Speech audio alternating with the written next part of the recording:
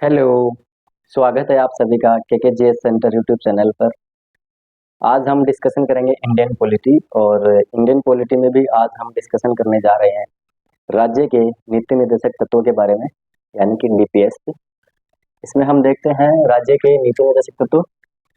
राज्य के नीति निर्देशक तत्वों को भारतीय संविधान के भाग 4 में दिया गया है। राज्य के नीति निर्देशक तत्वों को भारतीय संविधान के भाग 4 में दिया गया है। और आर्टिकल की बात की जाए तो इनमें आर्टिकल आते हैं, आर्टिकल 36 से 51। राज्य की नीति निर्देशक तत्वों की शुरुआत करने से पहले इसके बारे में कुछ महत्वपूर्ण जानकारी हम देख लेते हैं। जैसे कि राज्य के नीति निर्देशक तत्व हैं, इनका मुख्य उद्देश्य है कि लोक कल्याणकारी राज्य की स्थापना करना। और इनकी अगर प्रकृति की बात की जाए कि राज्य के नीति निर्देशक तत्व किस प्रकृति के हैं, तो ये गैर न्यायोचित प्रकृति के हैं, यानी कि इनके उल्लंघन पर इन्हें न्यायालय द्वारा लागू नहीं करवाया जा सकता। और नीति निर्देशक तत्व जो हैं संविधान की आत्मा एवं दर्शन है। और नीति निर्देशक तत्व विधायी, कार्यकारी एवं प्रशासनिक मामलों में राज्यों के लिए संवैधानिक निर्देश या फिर सिफारिशें हैं। अब हम देखते हैं आर्टिकल 36। राज्य के नीति निर्देशक तत्वों का पहला आर्टिकल, आर्टिकल 36। इसमें दी गई है राज्य की परिभाषा। तो राज्य की परिभाषा आर्टिकल 36 में दी गई है। इसके अंतर्गत जैसे संघ की कार्यपालिका और विधायिका, और राज्य की विधायिका और कार्यपालिका, और इसमें अगर अन्य प्राधिकारियों की बात करी जाए तो सार्वजनिक क्षेत्र के उपक्रम और राज्य निधि से पोषित संस्थान, ये आपके आर्टिकल 36 में दिया गया है। अगले आर्टिकल की बात करें, आर्टिकल 37। आर्टिकल 37 क्या कहता है? आर्टिकल 37 कहता है कि डीपीएस भी न्यायालय द्वारा परिवर्तनीय नहीं है। इसका मतलब है कि न्यायालय इनको लागू नहीं करवा सकता। इसमें सीधे सीधे दिया गया है कि राज्य के जो नीति निर्देशक तत्व हैं वो न्यायालय के द्वारा परिवर्तनीय नहीं है। इनका मतलब है कि न्यायालय के द्वारा इनको लागू नहीं करवाया जा सकता। अगला आर्टिकल देखें। अगला आर्टिकल है आर्टिकल 38, आर्टिकल 38। इसमें 3 प्रकार के न्याय की बात की गई है, यानी कि सामाजिक न्याय, आर्थिक न्याय और राजनीतिक न्याय। यानी कि राज्य ऐसी सामाजिक व्यवस्था का निर्माण करेगा जिसमें सामाजिक, आर्थिक एवं राजनीतिक न्याय हो और इनमें किसी प्रकार का भेदभाव नहीं हो। आगे देखते हैं आर्टिकल 39। अगला आर्टिकल इसमें दिया गया है, इसमें इसके 6 फैक्टर हैं। तो इसमें देखते हैं पहला, समान रोजगार के अवसर, यानी कि पुरुषों और महिलाओं को समान रोजगार के अवसर दिए जाएंगे। दूसरा है भौतिक संसाधन, यानी कि राज्य जो है वो भौतिक संसाधनों का स्वामित्व एवं नियंत्रण इस प्रकार रखेगा कि सभी के हितों की पूर्ति हो सके। इसमें तीसरा दिया गया है अर्थव्यवस्था। अर्थव्यवस्था का मतलब है कि राज्य जो है अर्थव्यवस्था का प्रबंधन इस प्रकार करेगा कि धन और उत्पादन के साधनों का अहितकारी संकेंद्रण नहीं होना चाहिए। इसका मतलब ऐसे नहीं है कि अगर कोई एक आदमी BMW में घूम रहा है, दूसरे के पास साइकिल भी नहीं है। इसका मतलब ये है। अगला देखें, समान कार्य के लिए समान वेतन, यानी कि राज्य जो है वो पुरुषों और महिलाओं को समान कार्य के लिए समान वेतन देगा। इसमें राज्य जो है किसी प्रकार का भेदभाव नहीं करेगा। अगला देखते हैं उम्र और सामर्थ्य।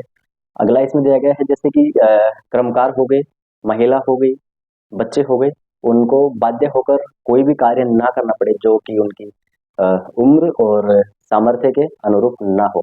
मतलब किसी को कार्य करने के लिए बाध्य नहीं किया जाएगा। महिलाओं को, बच्चों को और जो बड़े बुजुर्ग हैं उनको, जैसे कोई 70 साल का बुजुर्ग है और तो उनको ये नहीं बोला जाएगा कि तुम ये पत्थर उठाओ, तुम ये काम करो, वो करो। मतलब किसी को फोर्स नहीं किया जाएगा, बाध्य नहीं किया जाएगा। जैसे छोटा बच्चा है, उनको भी कोई भी कार्य करने के लिए बाध्य नहीं किया जाएगा। अगला है बच्चों को स्वस्थ वातावरण। बच्चों को स्वस्थ वातावरण उपलब्ध कराया जाना चाहिए, बच्चे मन के सच्चे। अब इसमें अगला देखते हैं आर्टिकल आर्टिकल 39A, 39A, समान न्याय व निःशुल्क विधिक सहायता। समान न्याय और निःशुल्क विधिक सहायता का मतलब है कि राज्य यह सुनिश्चित करेगा कि विधिक तंत्र इस प्रकार काम करे कि समान अवसर के आधार पर न्याय सुलभ हो, और साथ ही यह सुनिश्चित करे कि आर्थिक या किसी अन्य निर्योग्यता के कारण कोई नागरिक न्याय प्राप्त करने से वंचित न रह जाए। और जो ये है आर्टिकल 39A, इसको 42वें संविधान संशोधन 1976 के द्वारा जोड़ा गया था। आगे देखें, आगे दिया गया है आर्टिकल 40 पंचायती राज, यानी कि राज्य जो है वो ग्राम पंचायतों का गठन करेगा। राज्य जो है ग्राम पंचायतों के गठन के लिए कदम उठाएगा और उनको शक्तियां देगा और ऐसे प्राधिकार प्रदान करेगा जो उन्हें स्वायत्त शासन की इकाइयों के रूप में कार्य करने के लिए आवश्यक हो। अगला देखें आर्टिकल 41-41 काम, शिक्षा व लोक सहायता, यानी कि कुछ विशेष दशाओं में राज्य के द्वारा काम, शिक्षा और लोक सहायता उपलब्ध करवाई जाएंगी। यानी कि कुछ विशेष दशाओं में राज्य के द्वारा काम, शिक्षा और लोक सहायता उपलब्ध कराई जाएंगे। यानी कि राज्य जो है वो अपने इकोनॉमिक स्ट्रेंथ के कारण, यानी कि राज्य जो है वो अपनी आर्थिक सामर्थ्य और जो विकास की सीमाएं हैं उनके भीतर काम पाने, शिक्षा पाने और इसमें जैसे बेरोजगारी हो गया, बुढ़ापा, बीमारी एवं निःशक्तता आदि की दशाओं में लोक सहायता पाने के अधिकार को प्राप्त करने का प्रभावी उपबंध राज्य के द्वारा किया जाएगा। अगला देखते हैं आर्टिकल 42-42 काम की न्यायसंगत एवं मानोचित दशाएं, यानी कि काम की मानोचित एवं न्यायसंगत दशाएं, यानी कि इसमें दिया गया है, यानी कि राज्य जो है वो यानी कि काम की न्यायसंगत और मानोचित दशाओं को सुनिश्चित करने के लिए एक कदम उठाएगा। और जैसे कि कोई महिला गर्भवती है तो उनको जैसे प्रेगनेंसी टाइम में उनको अवकाश वगैरह ये सब दिए जाने का इसमें प्रावधान किया गया है। अगला है आर्टिकल 43। आर्टिकल 43 है निर्वाह योग्य मजदूरी। इसमें दिया गया है आर्टिकल 43 में है निर्वाह योग्य मजदूरी।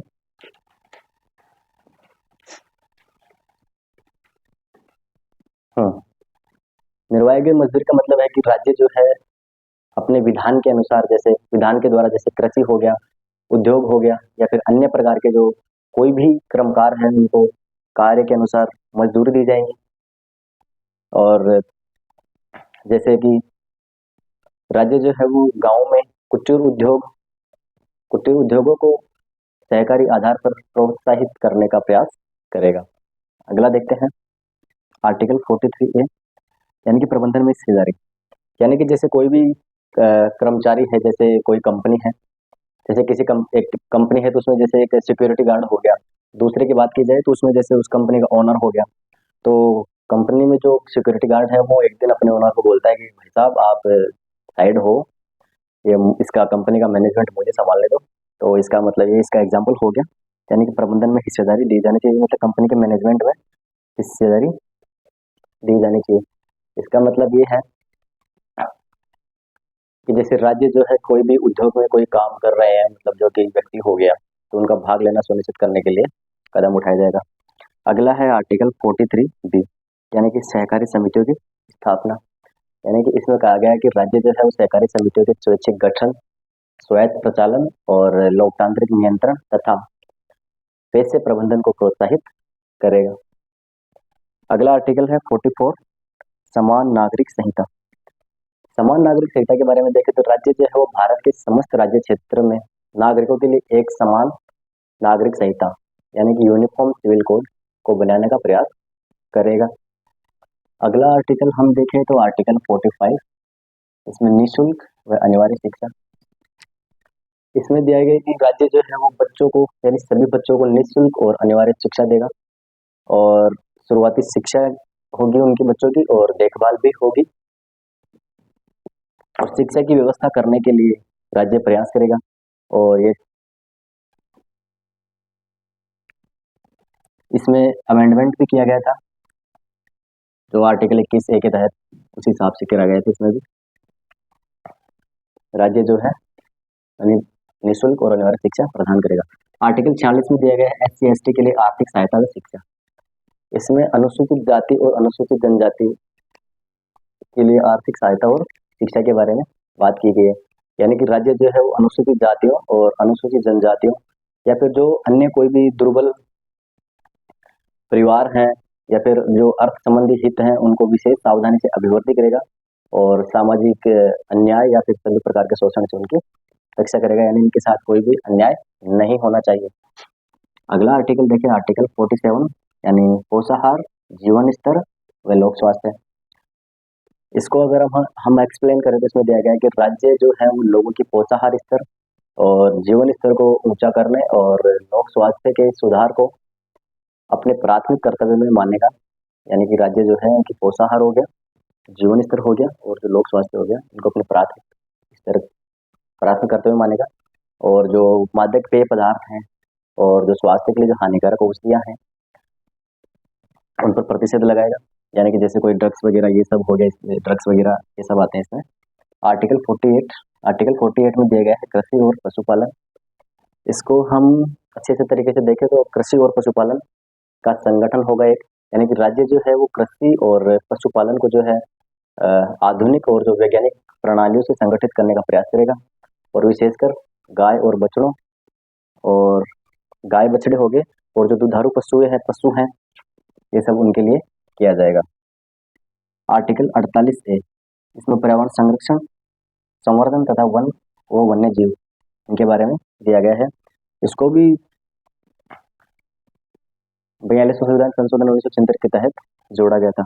इसके आगे देखते हैं आर्टिकल 49, राष्ट्रीय महत्व के स्मारक, स्थान व वस्तुएं। आर्टिकल 39 में दिया गया है राष्ट्रीय महत्व के स्मारक, स्थान और वस्तुएं। इसको हम अच्छे से समझे तो जैसे राष्ट्रीय महत्व के जो भी कोई घोषित स्मारक हो गया, स्थान हो गया, वस्तु है गई, उनके जो कलात्मक या इनमें से जो कलात्मक या फिर जो ऐतिहासिक अभिवृद्धि, कोई भी स्मारक हो गया, स्थान या वस्तु, उनका विरूपण या विनाश या फिर निर्यात के संरक्षण आदि करना ये राज्य की बाध्यता होगी। आर्टिकल 50 में देखें तो कार्यपालिका से न्यायपालिका का पृथक्करण।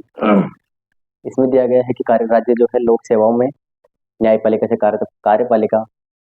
न्यायपालिका को जो है वो कार्यपालिका से पृथक करने के लिए कदम उठाएगा।